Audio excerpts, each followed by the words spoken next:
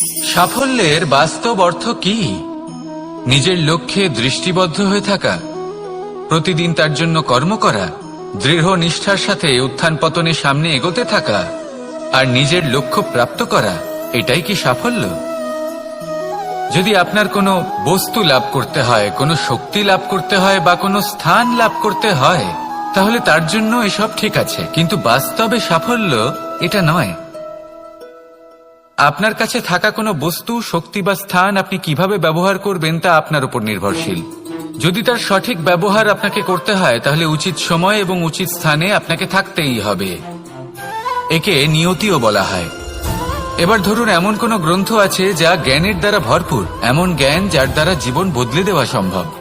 এবার এই গ্রন্থ যদি এমন কোনো ব্যক্তির হাতে পৌঁছয় যিনি নিরক্ষর, তিনি কি এই গ্রন্থের সদ্ব্যবহার করতে পারবেন?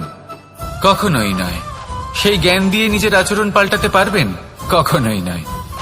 সেরকমই ধরুন, কোনো ব্যক্তি যার কাছে একটা অস্ত্র আছে, যার দ্বারা উনি শত্রুকে শেষ করে দিতে পারেন, কিন্তু সেই ব্যক্তি হলেন একজন কাপুরুষ। তিনি কি শত্রুকে শেষ করতে পারবেন? তিনি কি জয়লাভ করতে পারবেন? কখনোই নয়।